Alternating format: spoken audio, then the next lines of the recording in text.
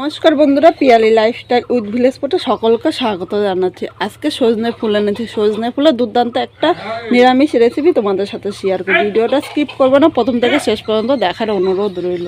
প্রথমে এই জায়গায় দেখো, এখানে একটা পাত্র নিয়েছি, এর মধ্যে সজনে ফুলগুলো আমি দিয়ে দিলাম।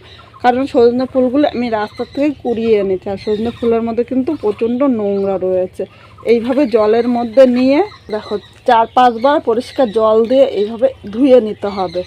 আর যত ধোবে দেখ সজনে ফুলের থেকে কিন্তু ততটাই নোংরা বেরোবে। তোমাদের একবার ধুচ্ছি আমি, এইবার দেখাচ্ছি তোমাদের। দেখো রাস্তার মধ্যে কিন্তু প্রচণ্ড বালি থাকে, আর সজনে ফুলের মধ্যে যে ডাঁটগুলি থাকবে আস্তে আস্তে সেই ডাঁটগুলোও কিন্তু আলাদা হয়ে যাবে।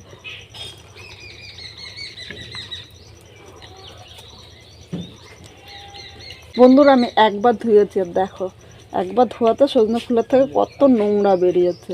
এইভাবে সজনে ফুলটা আমি 5-6 বার পরিষ্কার জল দিয়ে পাল্টিয়ে ধুয়ে নেব। বন্ধুরা সজনে ফুলগুলো দেখো এইভাবে আমি 5 বার ধুয়ে নিয়েছি, আর 5 বার ধুয়ে নেওয়াতে জলটা কিন্তু একদম পরিষ্কার হয়েছে। এবার এর থেকে আমি জল ছাড়িয়ে সজনে ফুলগুলো তুলে নেব। এবার আবার আমি একটু উষ্ণ গরম জল নিয়ে নিলাম। এবার এর মধ্যে একটু লবণ দিয়ে দিলাম, জলের মধ্যে লবণটা ভালো করে মিশিয়ে নেব। এর মধ্যে সজনে ফুলগুলো দিয়ে দেবো। এর মধ্যে যদি পোকামাকড় থাকে তাহলে পোকামাকড়টা মরে যাবে, আর নিচে কিন্তু পড়ে যাবে। আর সজনে ফুলটা একটু তিত করে ভাব লাগে অনেক সময়। এইভাবে 5 মিনিট ভিজিয়ে রাখলে কিন্তু একটু তিত করে ভাব লাগবে না। এইভাবে 5 মিনিট জলের মধ্যে আমি রেখে দেবো। 5 মিনিট পর চলে এসেছি। এবার এর থেকে সজনে ফুলগুলো এবার জল থেকে এইভাবে হাত দিয়ে এইভাবে জল চিপিয়ে নিতে হবে। আর খুব বেশি জল কিন্তু না ফেললেও হবে। একটু গরম জলে ভিজিয়ে রাখাতে সজনে ফুলের কালারটা দেখো। এখানে একটা মিক্সচারে বাটি নিলাম, এর মধ্যে সজনে ফুলগুলো নিয়ে নেব। আর ফুলগুলো কিন্তু একবারে পেস্ট করা যাবে না, তাই ফুলগুলো হাফ করে নেবো। এখানে কিন্তু জল দিতে হবে না, জল সজনে ফুলটা আমি পেস্ট করে নিয়ে আসছি। বন্ধুরা ফুলগুলো বেটে নিয়েছি, আর একদম কিন্তু মিহি পেস্ট করতে হবে না, একটু দানাভাবে ফুলগুলো এইভাবে বেটে নিতে হবে। পুরো মিহি পেস্ট করলে কিন্তু ভালো লাগবে না, একটু দানা থাকলে মুখে পড়লে খেতেও ভালো লাগবে। এবার সব ফুলগুলো এর মধ্যে নিয়ে নিলাম। আবার আমি মিক্সচারে বাটি নিয়েছি। এবার বাকি ফুলগুলো এই বাটির মধ্যে দিয়ে আবার একবার পেস্ট করে নিয়ে আসবো। তোমাদের বড় বাটি হলে একসাথেই কিন্তু করে নিতে পারো। আমার বাটিটা ছোট, তাই অল্প অল্প করে আমি 2 বার করলাম। বন্ধুরা সব ফুলগুলো বেটে নিয়েছি, আর এইভাবেই কিন্তু বেটে নেবে। আর একদম মিহি করলে কিন্তু ভালো লাগবে না, একটু দানা হলে কিন্তু ভালো লাগবে। এবার এই বাটাটা এক সাইডে আমি রেখে দিলাম। এখানে একটা আলু নিয়েছি, আলুটা তোমরা কম বেশি করে নিয়ে নিতে পারো। এবার আলুটা এবার মাঝখান থেকে আমি কেটে নিলাম। এবার দেখো আলুটা এইভাবে আমি কেটে নেব। বেশি বড় বা খুব বেশি ছোট করে কিন্তু আলু কাটবো না, এরকম মাঝারি সাইজ করে কেটে নিলাম। তোমাদের একটা আলু আমি দেখাচ্ছি, দেখো এরকম করে আলুটা কেটে নেব। আর আলুটা কেটে সাথে সাথে আমি জলের মধ্যে রাখবো, কারণ আলুটা কেটে যদি জলে না রাখি তাহলে কিন্তু আলুটা কালো হয়ে যায়।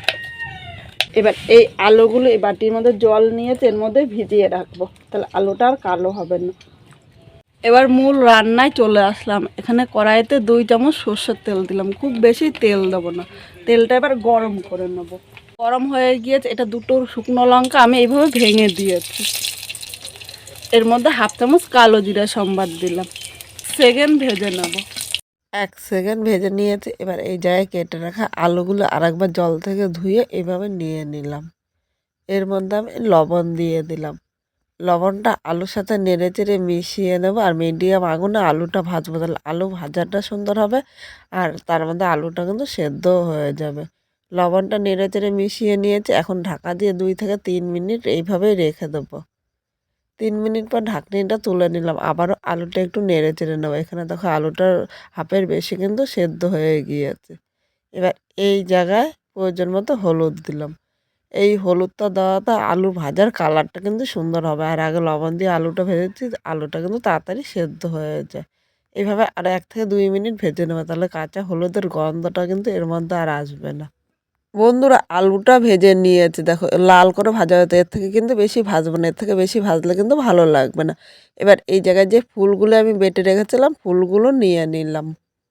ফুলটা নেড়ে চেড়ে মিডিয়াম আগুনে এর সাথে আরও 2 থেকে 3 মিনিট রান্না করে নেব। আর এই সময় আলু ভাজার সময় কিন্তু লবণ দিয়েছিলাম, তাই খুব সামান্য পরিমাণে একটু লবণ দিয়ে দিয়েছি। আর এখন হলুদ দেবো না, আর 1 থেকে 2 মিনিট এইভাবে রান্না করে তারপর হলুদটা দেবো, কারণ এখন হলুদ দিলে এর কাঁচা গন্ধ থাকে, কাঁচা গন্ধটা কিন্তু ভালো লাগবে না। এবার ঢাকা দিয়ে 2 মিনিট আমি এইভাবেই রেখে দেবো। 2 মিনিট পর ঢাকনিটা তুলে নিলাম। এখানে দেখো আর কিন্তু জল ভাবটা নেই, এই জল ভাবটা কিন্তু পুরোটাই টানিয়ে নিতে হবে। আবার একটু নেড়ে চেড়ে নিলাম। এবার এই জায়গায় প্রয়োজন মতো হলুদ নিয়ে নিলাম। হলুদটা এর সাথে নেড়ে চেড়ে মিশিয়ে আরও 1 থেকে 2 মিনিট রান্না করে নেবো, তাহলে হলুদের কাঁচা গন্ধটা কিন্তু থাকবে না। এখনও কিন্তু স্পেশাল মশলা দেওয়া বাকি আছে, এই স্পেশাল মশলাটার জন্য কিন্তু সজনে ফুলটা খেতে আরও ভালো লাগবে। দুটো কাঁচা লঙ্কা চেরা দিলাম, ইচ্ছে করলে তোমরা লঙ্কাটা বেটেও দিতে পারো, আর তোমরা ঝাল যেরকম খাবে সেই হিসাবে নেবে।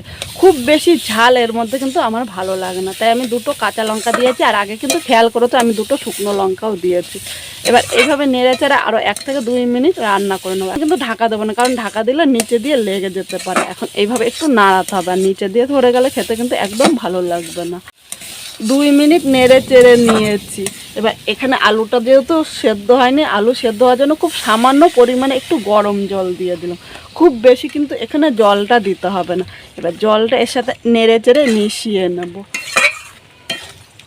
এখানে জলটা নেড়ে চেড়ে মিশিয়ে নিয়েছি, এখন ঢাকা দিয়ে আরও 2 থেকে 3 মিনিট রান্না করে নেব। বন্ধুরা এখানে সজনে ফুলটা হয়ে গিয়েছে। এবার যেহেতু নিরামিষ রান্না করছি একটু মিষ্টি দিয়ে দিলাম, মিষ্টি না দিলে কিন্তু খেতে ভালো লাগবে না।